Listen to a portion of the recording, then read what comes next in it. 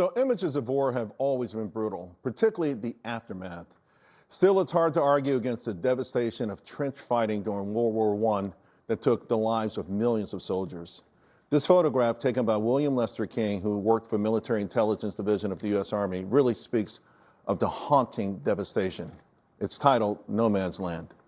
My next guest says that the market's in its own version of no man's land. I want to bring in now BD8 Capital Partners Chief Investment Officer Barbara Doran. All right, Barbara. You talk about the uncertainties, right? That's what puts us here. How long it will take for the war to finish, how price of oil will certainly go, and supply chains. Of course, this is reminiscent of what we went through in COVID, and a lot of that was touch and go for a long time.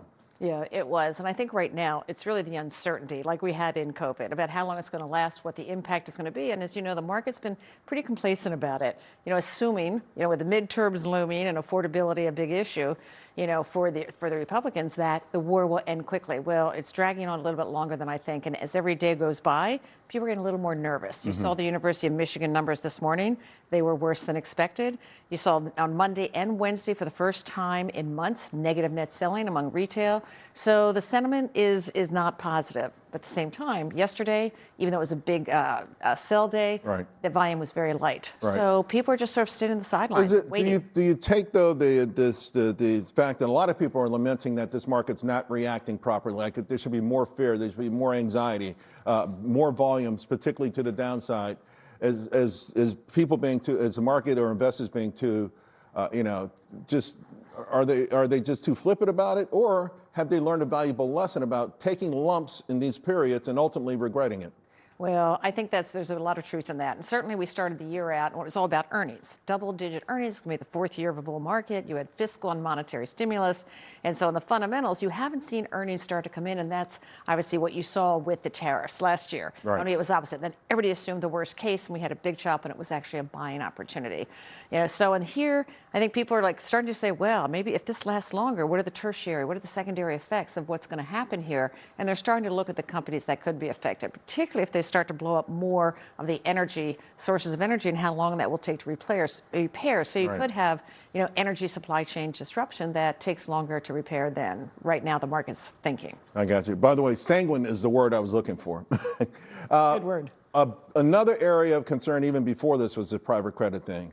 It was a little bit smoldering last year. It feels like it's really on fire. But what I found intriguing about it, a lot of it's work concerned about software or technology credit. But that's where you've got the actual least amount of loan defaults, at least coming into the year.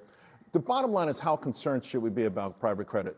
Well, I may be complacent myself, but I don't think that much concerned about it, because I think what you're seeing is that the products that were offered to retail, that's where you're seeing the trouble, because there's no transparency. Retail gets frightened. They want to redeem. And the fact is, you have to balance their interests with your investors. Right. So I think it's a lot of fright. I think they're probably right to have to cap these withdrawals. I don't think there's probably much change in the fundamentals underlying it. Right now, and you mentioned this, and one of the big talking points for everyone who was bullish coming into the year was broader participation. Well, we've got the exact opposite of that right now. Stocks trading above their 50-day moving average, just very few, like about 20%. Right. Is that sort of a contrarian, leaning toward a contrarian buy signal? Well, when you see that, you go, okay, it's starting to get very oversold. Right. It doesn't mean it can't get more oversold, as we know. And so that's the problem here. There are some really interesting opportunities opening up in terms of valuation, and particularly, as your last guest talked about, the big secular growers, the ones that have pricing power, as we saw with Netflix this morning. Those are the stocks that have been getting killed, and they are usually the sources of profit taking when you want to. But then the fundamentals out and money rotates back into them. One name that's it's obviously in the news big time this week, the one verdict, $4.2 million, to kind of put it in perspective, it takes a company 35 minutes to earn that kind of money. It lost billions of dollars in valuation. There's some other things going on there, but this is a name you say maybe should start looking at. I think so, because if you look at their free cash flow, and this is after all the worries about the CapEx spending, it's still 45 to 50 billion a year. And I think people are thinking about the tobacco settlements of the 90s, Right. where it was like over 200 billion when the states happened. But the difference, I think, there is very important, and that's what the tobacco companies were actively hiding, the negative aspects. And that's not the case here. Facebook Facebook has a policy, if you're under 13, you cannot be using it. Doesn't mean they don't, right? And also, there's also a lot of positives with social media. It's communication, it's entertainment, it's connection.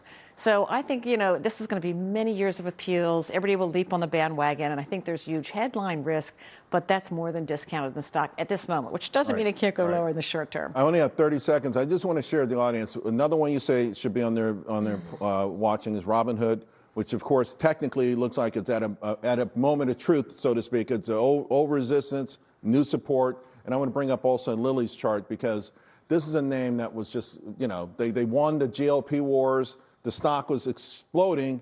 It's pulled back recently. I'm not sure why it's pulled back, but I know it looks really enticing here. Yeah, it does. It's down about 15, 16%, and I think it's just really because of valuation. It's not cheap, but they have multi-years, and their platform is expanding. They have won the wars, so far, and they've got a pill coming out in the GLP. That's a big deal. And plus all the ancillary, all the other products, whether it's their cardiovascular, even sleep apnea, osteoporosis, diabetes, of course, is a big one for them. So I think they've got many years of growth ahead of them. Yeah. I mean, and listen, these are the moments, even though it feels painful, when extra people, if you want to outperform the market, you do it in these periods of time. Barbara, good to have you. Nice Thanks to be a lot. here.